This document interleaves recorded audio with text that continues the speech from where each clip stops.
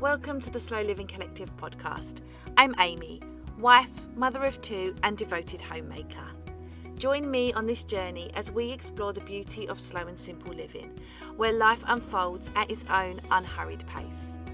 I'll take you through my experiences of slowing down, tending to our allotment plot, finding joy in the little things and making the most of our small home. Together we'll learn to live in harmony with the ever-changing seasons, discovering the magic that lies in embracing the present moment. So let's embark on this enriching adventure towards a more intentional and fulfilling life. Hey everyone, and welcome back to another episode of the Slow Living Collective podcast. Today's episode, as you've probably seen from the title, is all about living in a small home. Now, I always talk about living in a small home by choice, and I say that because so many people think of it as like a jumping off point or a temporary solution, and it absolutely baffles people's brains when you say, like, I actually like living in a small space. Now, we're not talking about tiny homes or living in a van or a camper van or anything like that, but just living in a smaller home, and there are so many benefits to doing so. And so today I thought I would dive into why I think small homes work better than you think.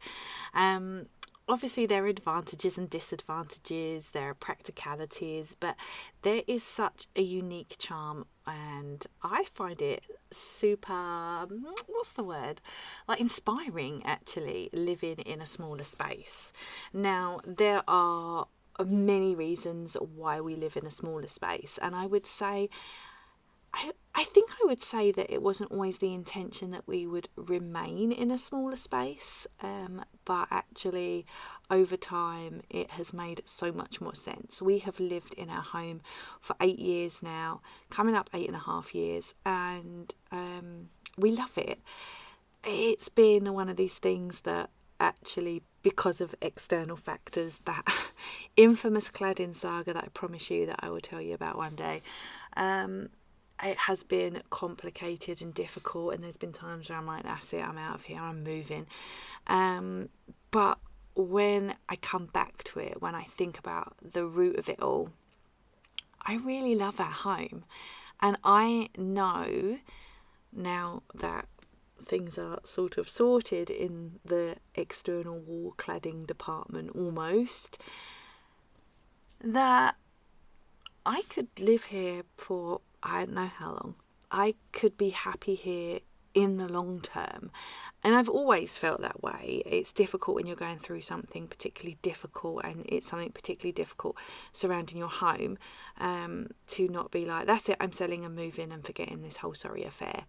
And there are definitely things that aren't perfect, but and I'm not saying that we won't move from here, but we have ummed and ahed, gone back and forth. I'm moving, I'm not moving, yes we're moving, no we're not moving, and obviously the period of time where we couldn't move, and actually we've sort of made the decision that for now we're going to stay, because we do love our home, but there are obviously practicalities that surround that as well.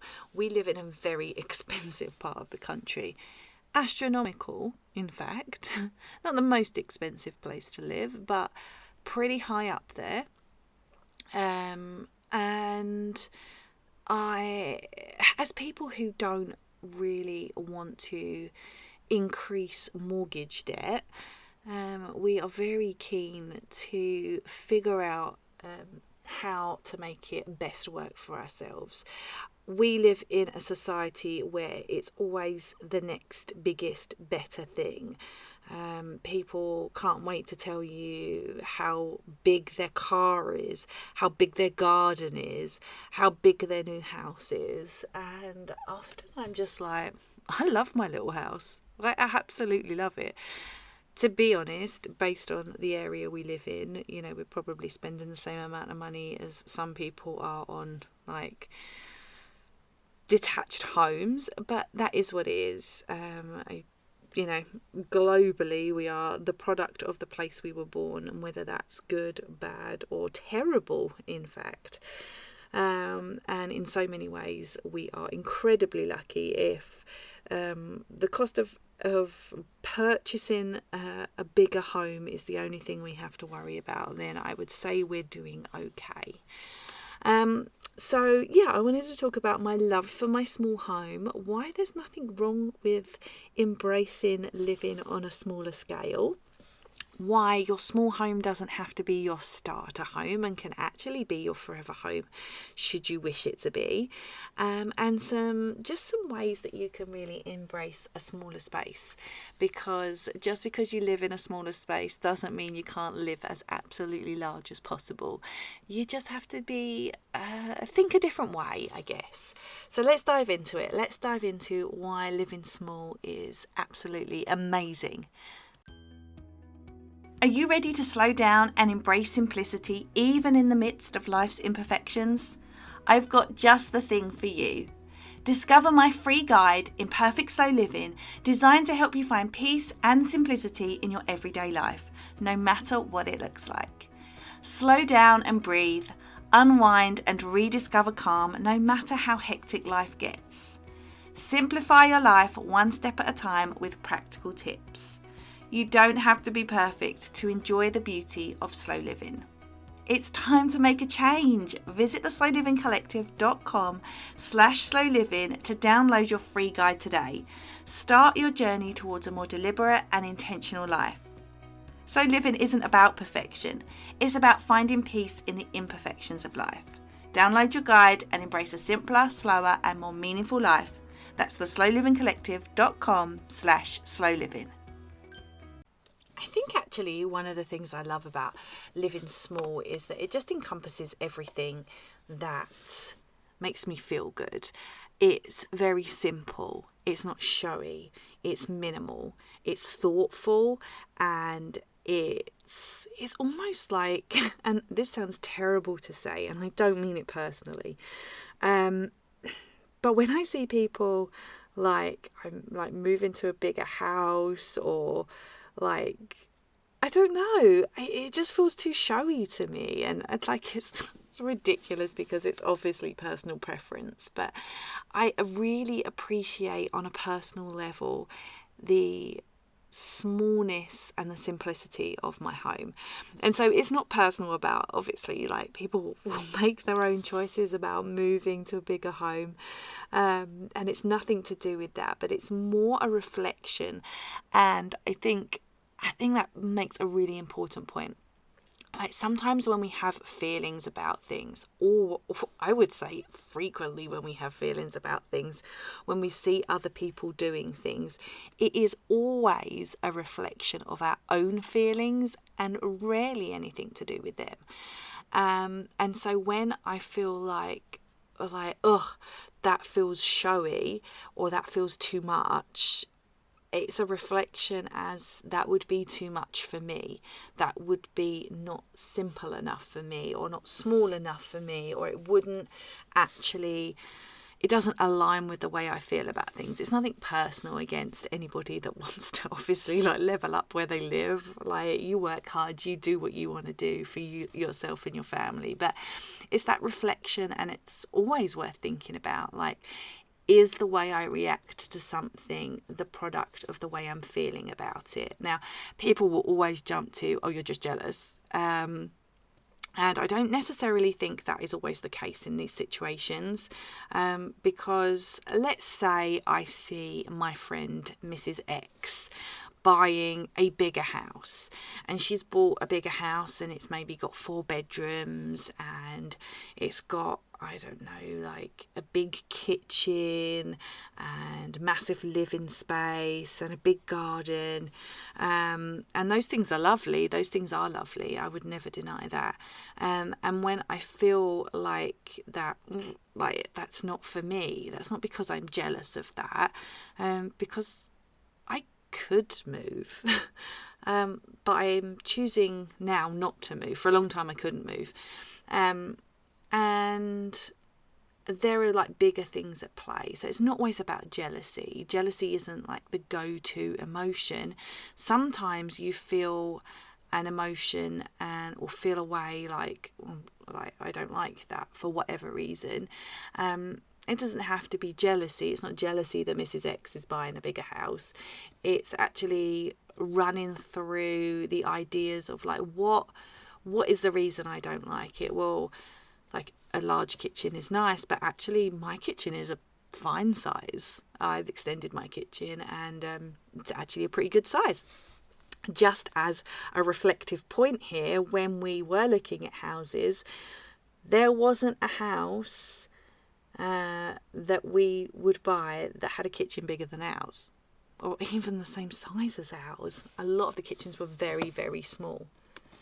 And yeah, it's just about thinking like, what is it that about this situation that makes me feel a little uncomfortable, like it's not something I would want for myself. And sometimes it is jealousy. Listen, sometimes it is jealousy, but sometimes it's also not. I wouldn't be jealous of seeing somebody move into a different house, a bigger house, because we don't all align with the same things, right? So to me, pushing our family financially to achieve the next arbitrary step is not for me. So for example, where I live, if I want to upgrade my home to a house that has the same amount of bedrooms as my current place, the only difference, size-wise, wouldn't be gaining anything, would possibly be losing space in some areas, or gaining them in insignificant areas. Like, my bathroom is tiny, but I don't care, right? So, like, I could have a bigger bathroom, but, like, who cares about that? Because I don't spend tons of time in there. So, not making any significant gains in space, still only having the same amount of bedrooms, would lose the function that I have of having a garage. The only thing that I would gain is a garden. Now, obviously you can say that a garden is a big deal. I do have outdoor space in terms of a balcony, and I have an allotment. So it's not that I don't have outdoor space, it's just that it's not, I guess, as free and easy as a garden. But we do have the balcony space, so we have that ability to step straight outside into the outside, which is not something that everybody has. And so to have a home that is the same size or potentially smaller, and to lose the function of a garage and parking, to only gain a garden, we're talking an additional 100,000 on our mortgage. To me, it's not worth it. It's not worth it. That debt is not worth it. And so, at some point we might decide that it is worth it. And we're human, we're allowed to change. But for now, no, it's not worth it. Not in the current times, not with the interest rates where they are, not while we have, we don't have a very big mortgage, but bigger than we would like. So things might change over time, and that's fine. We will just see how we get along. But I guess this ramble really is that we all have different factors of the things that we find comfort with around our housing. So for me, I live in a home that I do love. There are tricky parts to it. I wish the second bedroom wasn't as awkward as it is, but that allows me to be creative. I know at some point in the future my children won't co-sleep anymore, and we will get to create them a bedroom. I don't know what that's going to look like because the room is so awkward. But I love the idea of being able to create something that will really work for our home. And that is one of the things I love about living in a small home, is that you get to do some really fun and really interesting things, and just think outside the box. Now, I know there's like a massive trend in like tiny home living. Listen, we're not talking about tiny home living. As appealing and as beautiful as tiny home living looks, it's not for me. I love watching people like live in tiny homes or live in vans, and it always looks so idyllic, but it's not for me. So we're not talking about tiny home living. We're just talking about the advantages of living in a smaller space. So you've obviously got living in a smaller space is obviously cheaper. Now that obviously in a situation like housing, cheaper than what, right? I think the cost of my flat is more expensive than the cost of many houses in many parts of the country. So it's not a like for like in that situation, but in terms of the cost of living in a bigger property where I live, the savings are immense. And the same can be said for wherever you live. If you live in a 2-bedroom flat in, and I'm going to pick somewhere random, Carlisle, the cost will be proportionate when you look at the cost to then purchase maybe, let's say, a 4-bedroom detached house in Carlisle. I'm picking Carlisle at random. I have never been there and I have no idea. But I'm just saying, like, you know, we can't compare locations because, you know, there are some very expensive locations. I live in Hertfordshire. Home counties are very expensive. London even more expensive. You've got some very expensive places along the south coast, like Brighton is very expensive. So, you know, it's all proportionate to where you live. But there are advantages and practicalities of living, you know, in a small way. So, you know, you are obviously financially going to be better off in terms of your area. You will have a reduced environmental impact from having, you know, maybe a smaller home. That might go hand in hand with a simpler, more intentional lifestyle as well. Now, something I do really love about small living, and something that I touched on already, is just maximising the space you have. I think when you live in a smaller space, you are a lot more innovative in your thoughts, the way you design your space, the way you organise, and you just figure out ways to make the most of the limited space that you have. I have done, you know, just sitting at this desk that I'm recording at, for example, I particularly picked a fold down desk because it works better in a small space. I'm actually in my bedroom, where our bedroom's actually pretty big. Our bedroom is bigger than a lot of other master bedrooms. But I wanted it to be the kind of, because we don't have tons of space, I wanted it to sort of fit with that. So it folds away. I love it. It's amazing. It's one of the best buys I've had, and I really, really like it. It basically just folds up so it looks like a cabinet on the wall, and then you can just fold it down and use it when you want to use it as a desk. And so, yeah, I love it. I purchased it from Amazon about 4 years ago and never looked back. It is nice to have this little space, and I've done all of my work from this little space.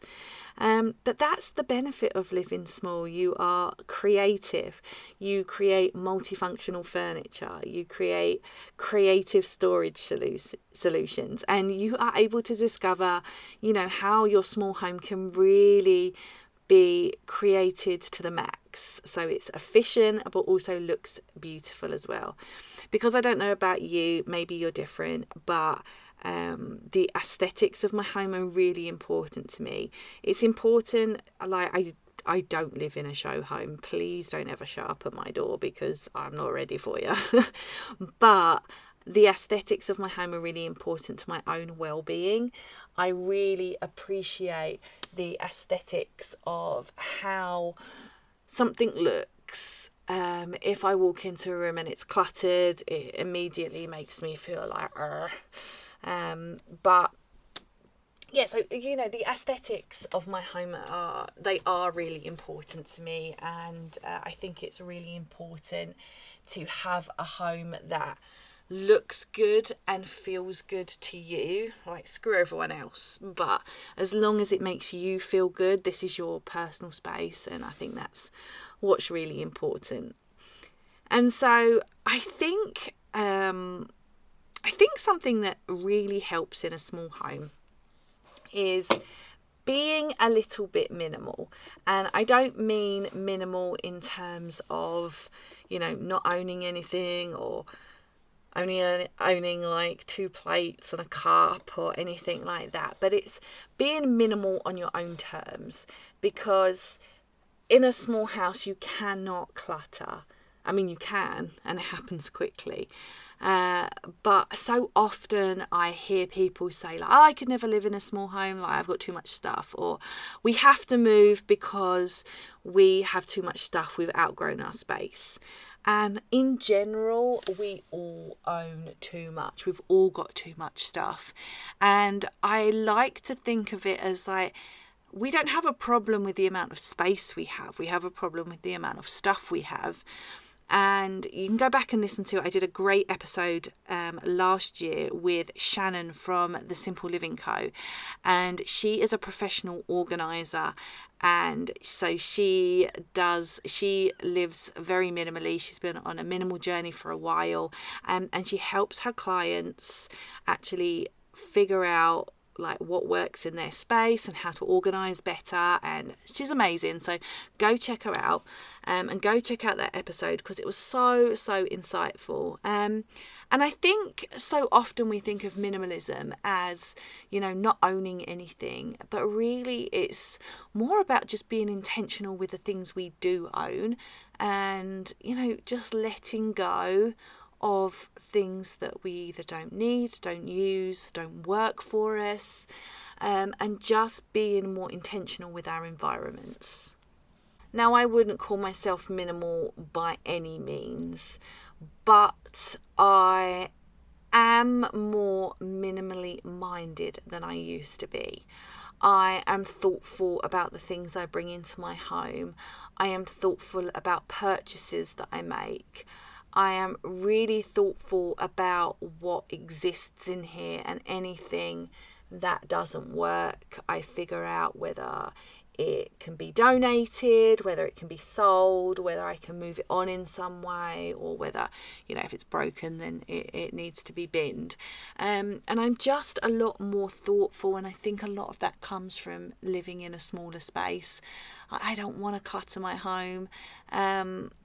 Toys is something that is an eternal problem in my house, which is why we do toy rotation, and we're lucky that we do have like the external garage space where we can store that. I know not everybody has the ability for that, but we are very lucky that we do have that.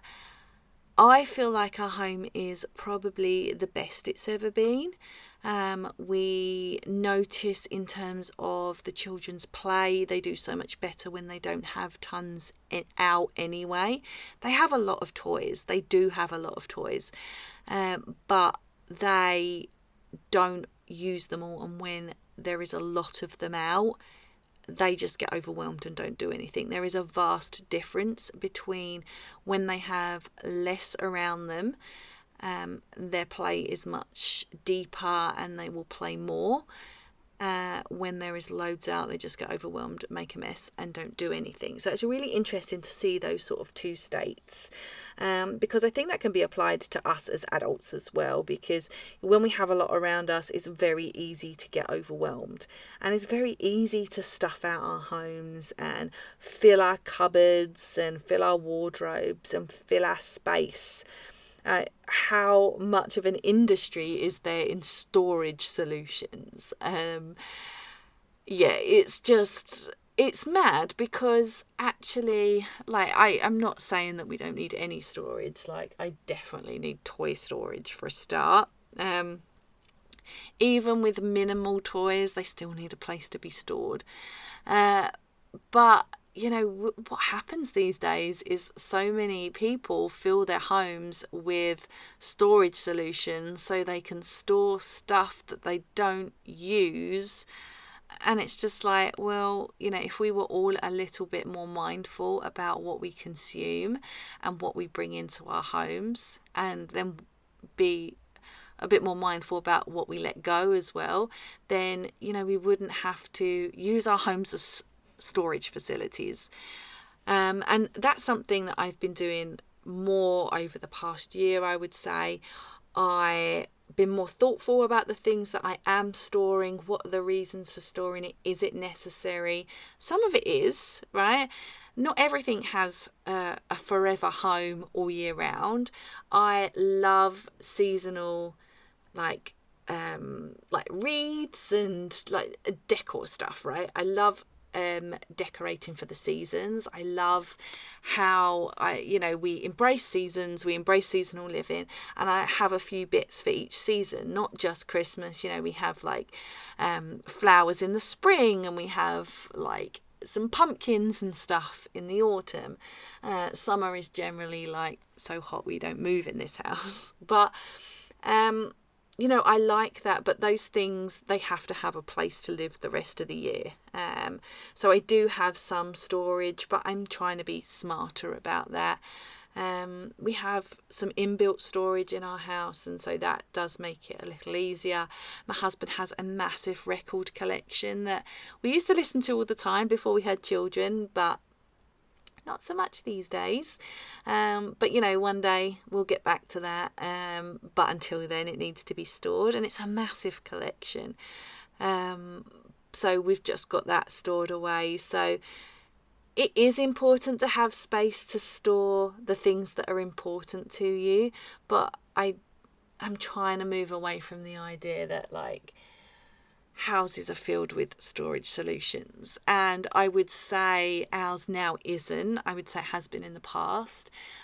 We have storage because we home educate as well. We do have like lots of additional resources, but yeah, I'm just trying to find ways. Our living room is very dedicated to the children and to play, and our home ed space, we have a lot of books, a lot of resources. So storing those and storing the toys is important. I try and keep our kitchen uncluttered as much as possible. I can always do better. I think we can all always do better. And it is just this cycle of going round and just always evaluating things. We've done so well in decluttering, but yeah, it's definitely always a work in progress, always. So I'm always like rethinking and reevaluating, and I can tell when something needs a sort out. So on the whole, I would say our house is organised in terms of what's in it, but it's a moving target all the time. Children are always having birthdays or Christmas, and there's always new stuff coming into the house. And with children as well, they're always growing out of clothes, and it's this constant like, okay, well, my eldest has grown out of clothes, can any of her clothes be safe for when my son gets to that size? And we've got too many kids' clothes. I will say that we definitely have too many kids' clothes. But there we go. It is what it is, and just something that we're constantly working on. I think the important thing is just to really understand how liberating it can be when you let go of excess stuff and embrace a lifestyle that is focused more on experience and connections. Now, I'm not saying, that you don't have stuff. I have stuff, and I think like minimalism has this idea that it's nothing, that it's white walls, that it's bare surfaces. And I love to decorate. I love my home to look full. I like in terms of like decoration, I'm just looking around in my bedroom, and just on one wall that I'm sitting against, I've got flowers, I've got plants, I've got frames, I've got picture rails that have frames on them, and I've got like a vase, and I've got pictures on the wall and signs on the wall, and I've got fairy lights strung up, and it doesn't look too much. It looks so aesthetically pleasing to me, and I love that. So it's just about evaluating what works for you and understanding that clutter really has an impact overall on the way you feel about your space.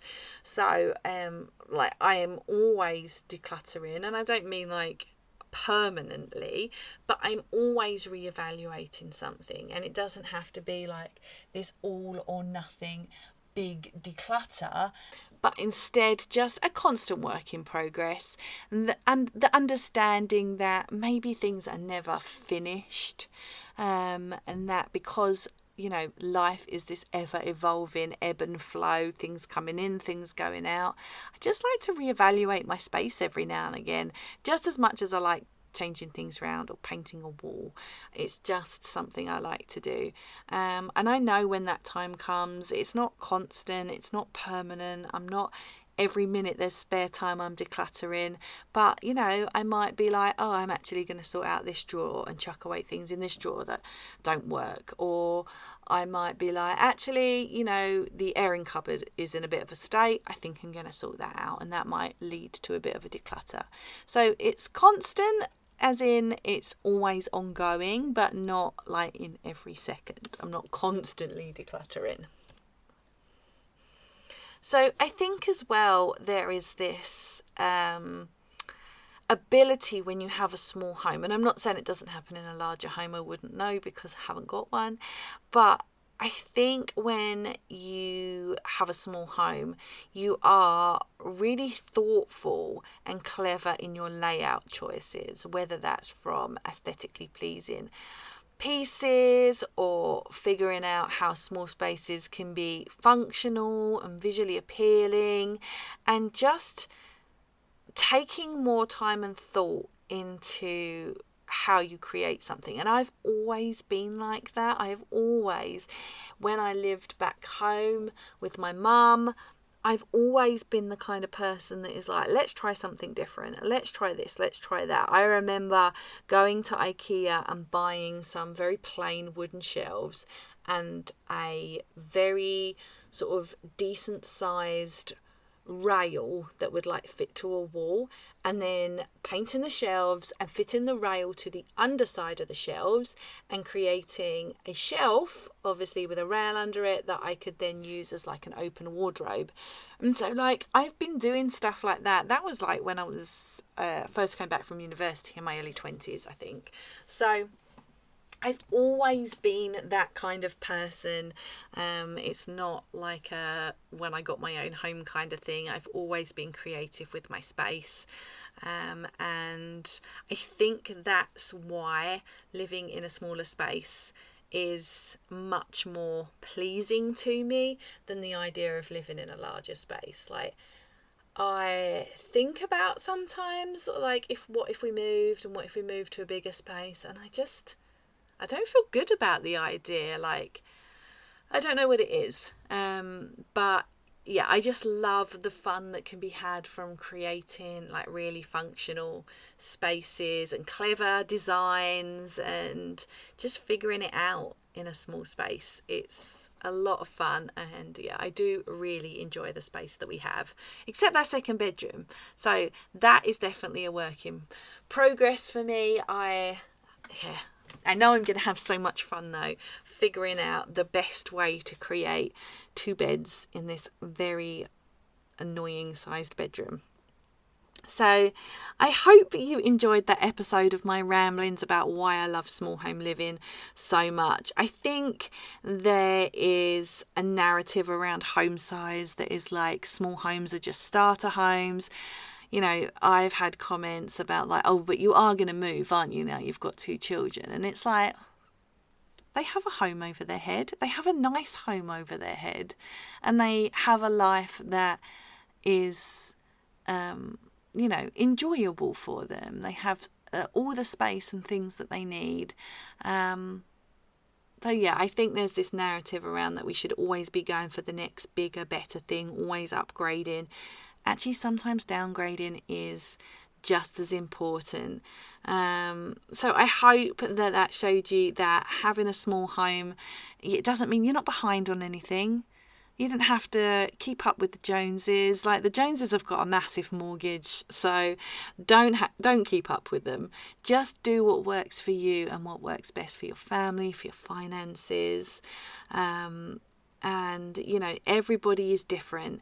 Everybody has a different goal, a different idea, a different way to make things work. And I think that, in this society where keeping up with the Joneses is often spouted about, that actually we don't know what other people's priorities are. So for me, not having a massive mortgage is a big priority. It's more important to me not to have debt than it is to have a bigger home, because that makes me feel far more secure. So we're all different. And it's our differences that make us unique. So I hope you enjoyed today's episode, and I hope it made you think maybe a little differently about living in a smaller space.